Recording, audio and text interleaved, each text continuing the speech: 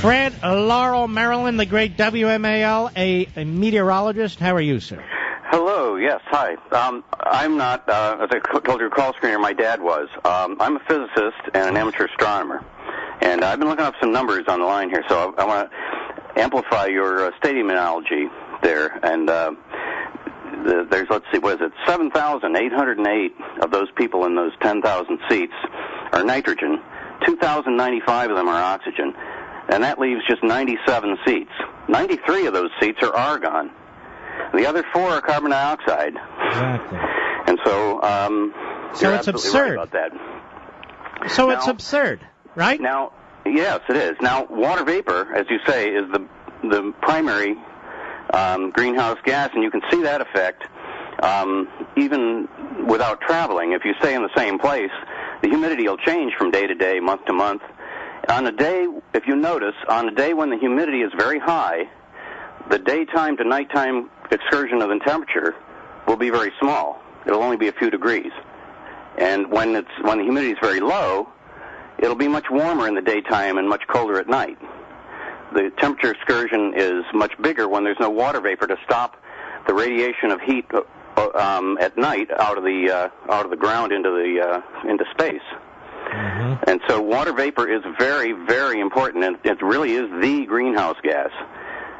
Other than that, I don't know. My dad was a lifetime meteorologist, and back in the late 70s, when this whole global cooling scare was coming along, he did not buy into that, and nor did he buy into the global warming scare when that came out. And he passed away a few years ago, but he had a healthy skepticism of the whole thing, and that's what you have to have in science. Science is about skepticism.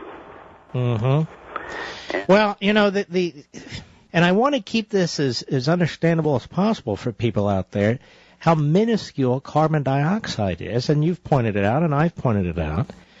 And notice they don't call water vapor a pollutant. Why is that? That would be a real hard sell. Yeah, people would think they're nuts, and yet they do it with carbon dioxide. Yeah.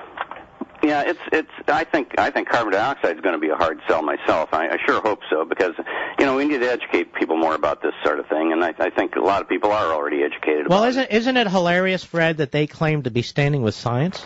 I mean, it's just, Yeah, science gets a lot of blame, but it's kind of like religion. Science is not to blame.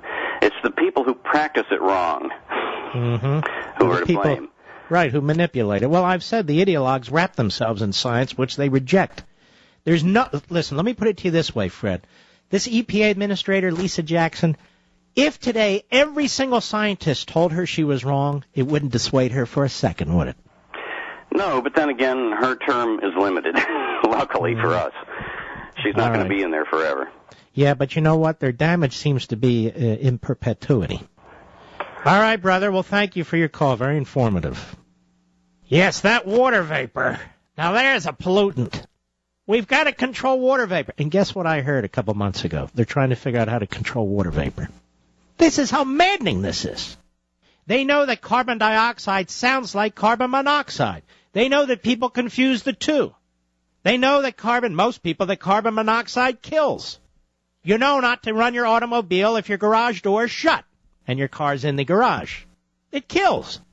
That's not carbon dioxide. You are exhaling carbon dioxide constantly, and when you stop, you're dead. I guess they'll have to build 60-mile pipelines from our mouths to somewhere else.